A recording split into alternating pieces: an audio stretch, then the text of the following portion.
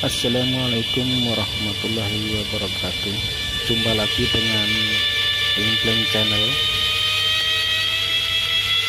Semoga yang menyaksikan video ini dalam keadaan sehat, panjang umur, banyak rezeki, dan sukses dunia akhirat. Nah, kali ini saya ingin membahas tentang DC motor atau motor DC. Nah, kali ini saya mau bikin tutorial bagaimana cara menggulung ulang stator, ya, full stator DC motor atau disebut fill atau F1 F2. Ini dinamo DC motor 100 HP, yaitu merek Teco. Nah, bagaimana cara gulung ulang spool statornya? Ini spool yang halus ya, bukan spool yang kasar. Saksikan video ini, jangan di skip biar nggak gagal paham. Semoga video ini bisa membantu bagi pemula yang belajar gulung dinamo. Semoga bermanfaat dan selamat menyaksikan. Nah, seperti ini spool bantalan DC motor. Nah, sebelum dibongkar jangan lupa digambar seperti ini, ditandain arah gulungannya dan sambungannya, biar waktu pas selesai gulung, waktu pas nyambung kita tidak salah sambungannya. Nah, ini nameplate-nya yaitu dinamo 100 HP merek Teco. Di sini tertera spool JK atau spool fill atau spool statornya itu 160 volt DC. Spool stator DC motor ada beberapa model jenis gulungan. Jadi ada yang bisa dilepas fillnya satu persatu seperti merek Teco ini. Ada pula yang mau gulung ulang spoolnya, spool fillnya, spool yang halusnya harus dikeluarin semuanya, karena spool fillnya terjepit di tengah. Nah, seperti ini. Ini model gulungan stator DC motor yang model ini harus dikeluarin semua, spoolnya dikeluarin, biar spool fillnya itu bisa dilepas karena dia terjepit di sela-sela gulungan. Nah, untuk mau gulung fillnya itu harus dikeluarin seperti ini. Jadi spool statornya itu dikeluarin semua biar spool fillnya atau spool statornya bisa dilepas tanpa memutus spool yang kasar. Untuk gulung spool seperti ini akan saya bahas di video berikutnya. Nah, kali ini saya ingin membahas video tentang merek Teco yang spool statornya bisa dilepas seperti ini. Setelah kita lepas seperti ini spool statornya. Setelah kita lepas, nah, kita lepaskan spool dari care-nya. Kita copot dari care-nya untuk dihitung dan ditimbang. Nah, usahakan waktu pas bikin mal itu ikutin sesuai aslinya, sehingga waktu pas kita cetak dengan kita hitung dengan sesuai hitungan itu beratnya itu sama seperti aslinya. Makanya kita bikin malnya itu ikutin aslinya, ikutin ukuran aslinya. Antara panjang, lebar, dan tebal itu sesuaikan dengan gulungan aslinya, sehingga bisa tepat antara jumlah lilitan dengan timbangan itu sesuai dengan aslinya. Antara berat dan jumlah lilitan bisa tepat, sehingga ohmnya bisa sama dengan aslinya. Nah, cara ngemalnya seperti ini, cara cetak gulungannya seperti ini. Nah, tapi jangan lupa berhubung ini panjang, ini harus dibaut malnya biar waktu pas ditarik tidak mekar. Karena kalau ditarik mekar, ntar ukurannya bisa berbeda, bisa lebih lebar. Makanya papan mal untuk jepit ini harus dibaut di ujung dan ujungnya, dengan tujuan biar enggak mekar waktu pas kita cetak. Nah, kita usahakan dirapikan, digetok seperti ini. Ini dari awal kita getok biar ntar enggak cembung gulungannya, jadi biar bisa rapi. Makanya kita getok-getok seperti ini, kita susun dengan rapi. Sekali lagi, usahakan papan yang untuk menjepit kanan kiri ini kuat, supaya waktu pas kita getok ini tidak mekar. Jadi gulungannya ukurannya bisa tepat. Nah, ini setelah selesai digulung, kita selak. Nah, kita usahakan diguyur. Nah, ini sebelum dibungkus diselak biar bisa masuk ke dalam. Karena kalau sudah dibungkus itu kemungkinan kecil untuk meresap ke dalam, apalagi ke tengah-tengah gulungan itu kayaknya susah masuk. Makanya kita sebelum dibungkus kita selak dulu. Nah, syukur-syukur bisa rendam kalau memang selaknya cukup. Nah, setidaknya ya kita guyur seperti ini, berulang kali kita guyur supaya bisa masuk selaknya ke dalam gulungan. Jadi yang di tengah-tengah itu terkena selak untuk menghindari kawat getar. Karena kalau kawat bergetar waktu pas dipakai atau dijalanin, itu bisa mengakibatkan kawat lama-kelamaan bisa lecet dan meletus karena getaran kawat tersebut.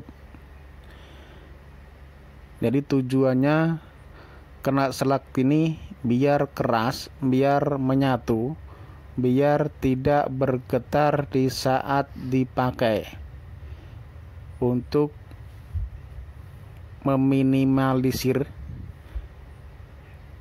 akibat dari getaran tersebut, yaitu lecet dan meletus atau terbakar.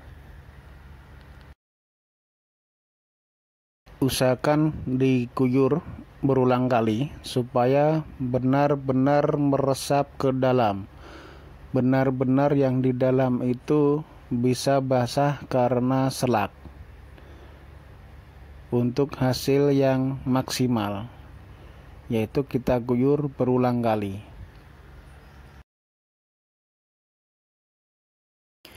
Nah, setelah direndam tadi, diselak, kita bungkus pakai pita ban.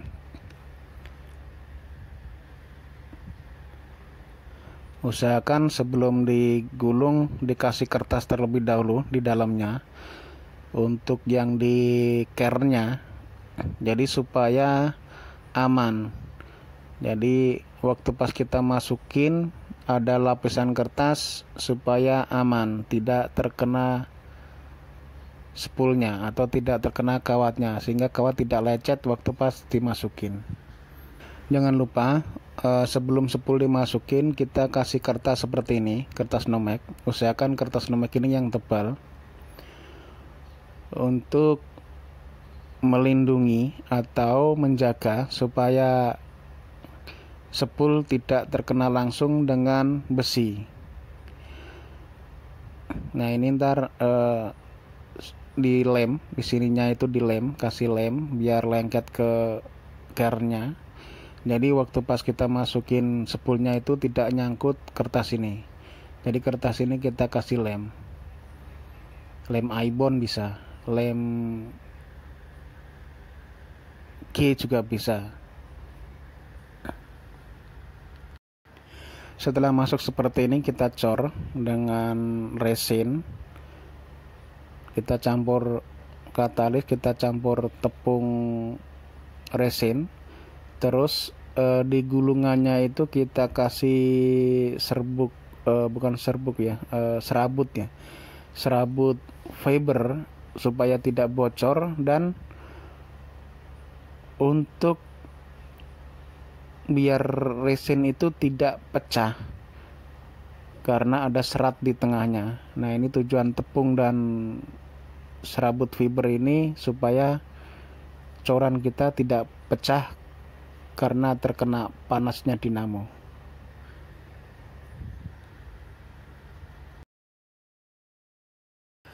Nah, sebelum dipasang ke bodinya, kita potongin kertas di belakang spoolnya ini dengan tujuan biar spool ini tidak bersentuhan langsung dengan bodi dinamo. Makanya kita potongin kertas seperti ini. Ini juga kertas Nomex. Ukurannya 0,30 boleh, 0,35 boleh. Nah, setelah itu baru dimasukkan ke bodi seperti ini. Nah, kita masukkan ke bodi seperti ini.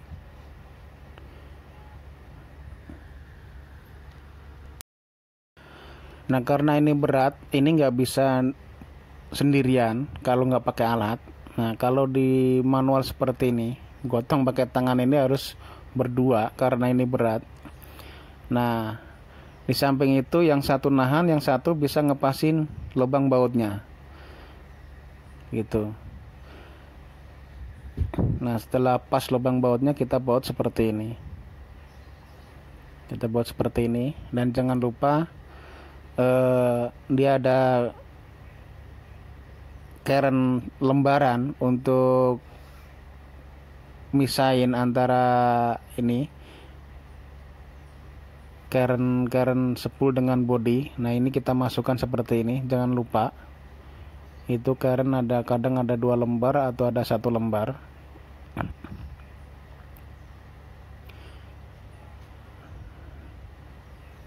Nah, setelah itu baru kita kencengin bautnya sekencang mungkin biar posisi keren dalamnya ini sesuai dengan yang aslinya sebelum dibongkar. Makanya kita harus kenceng. Kalau tidak, apalagi ada yang ganjel, resin apa-apa harus ganjel, ada yang ganjel, itu stator bisa nempel dengan rotornya sehingga rotor bisa macet, nggak bisa muter.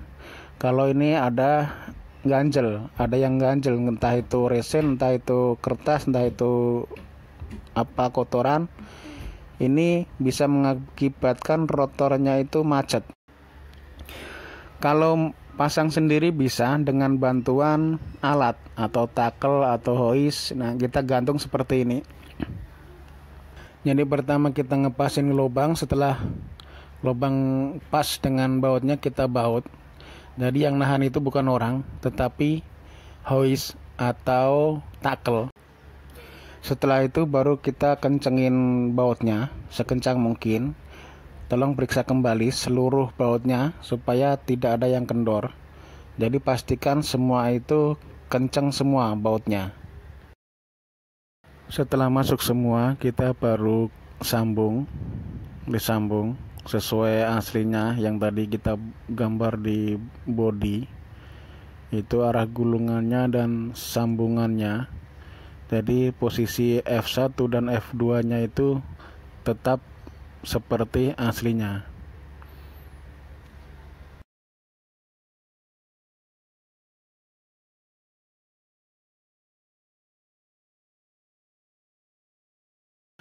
Nah, setelah tersambung semua, kita ukur ohmnya atau nilai resistannya.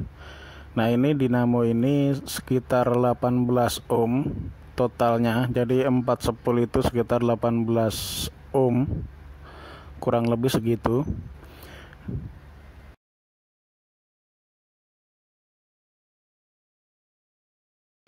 Nah, setelah semua tersambung, kita ikat seperti ini. Nah, itu untuk tanda panah putih yang di body itu adalah untuk kabel A1 untuk keluar di terminalnya. Jadi kabel A1 ini dari terminal langsung ke karbon brush. Tidak seperti yang B2 itu dari terminal ke karbon brush itu melewatin sepul kumparan yang kasar. Bisa disebut A1 dan B2 atau ada yang sebut A dan H. Untuk filenya bisa disebut CK.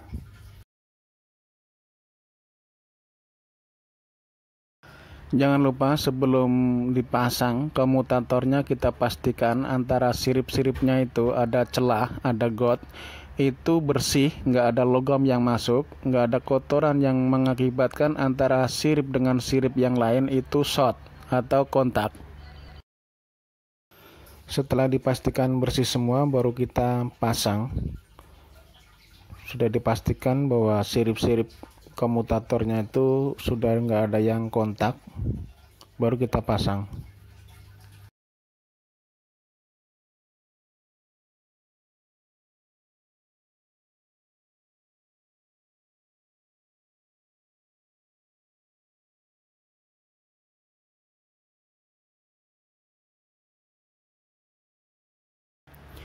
Nah, pasang karbonnya ini atau cool bahasa bengkel.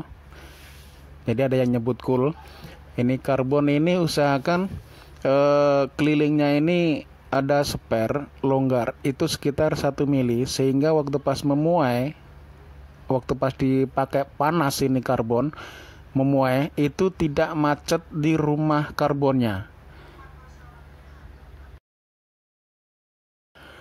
Nah, terus waktu pas masang pernya ini usahakan sudah masuk di knocknya ya, di posisinya, sehingga waktu pas dipakai itu per untuk menekan karbonnya ini tidak terlepas.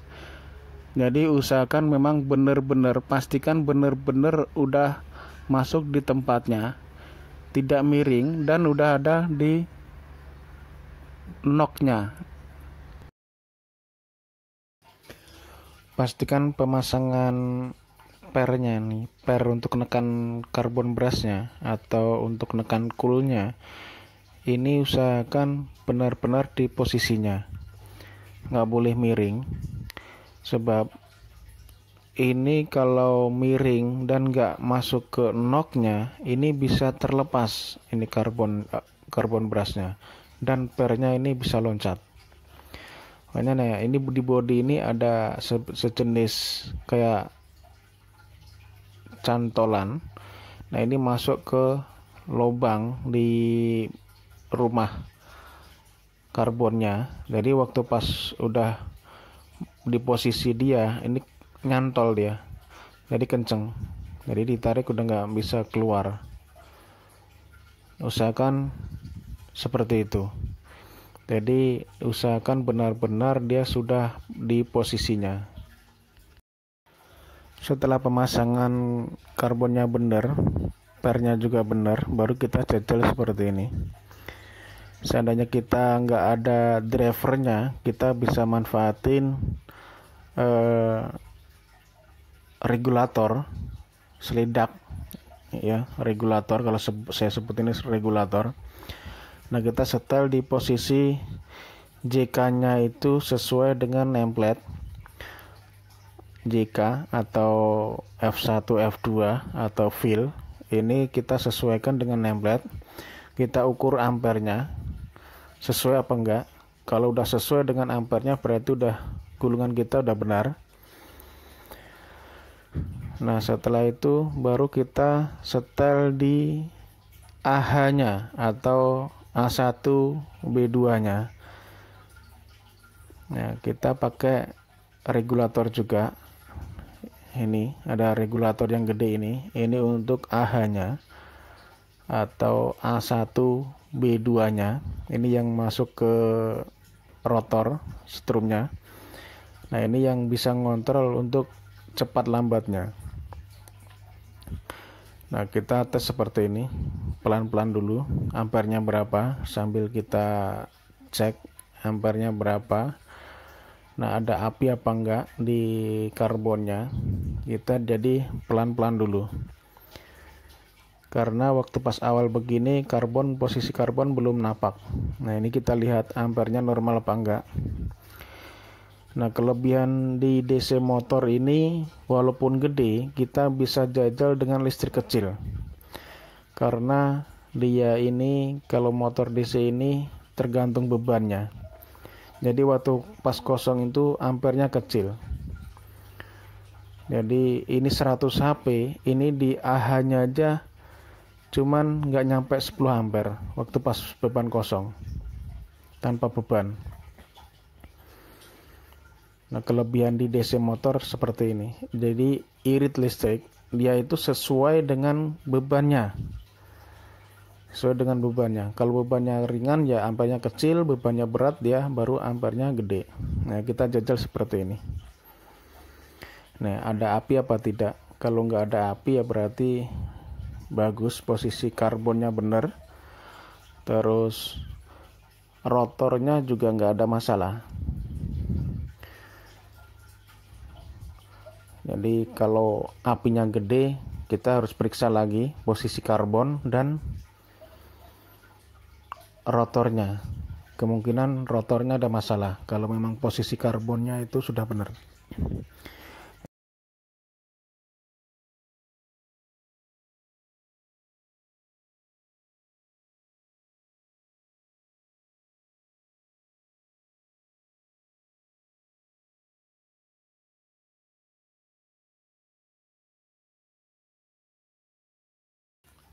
Nah, ini data dan gambar diagramnya, yaitu untuk filenya JK ya, yang warna merah itu nomor 1 disambung ke nomor 1, nomor 2 digabung ke nomor 2, nomor 3 digabung ke nomor 3. Nah, yang C dan K nya itu keluar. Ini fil. Ini F1 F2 bisa disebut JK bisa. Nah, terus untuk yang gambar hitam itu untuk sepul kasar, yaitu A dan H. Kalau A-nya langsung ke karbon, kalau H-nya lewat sepul bantalan. Untuk H-nya itu lewat sepul bantalan, baru ke karbon brush. Kalau yang A-nya itu dari terminal langsung ke karbon brush. Sekian video kali ini, semoga bermanfaat. Apabila suka dengan video ini, silahkan like, share, komen, dan subscribe. Bila ada pertanyaan, silahkan komentar di kolom komentar. Terima kasih. Wassalamualaikum warahmatullahi wabarakatuh.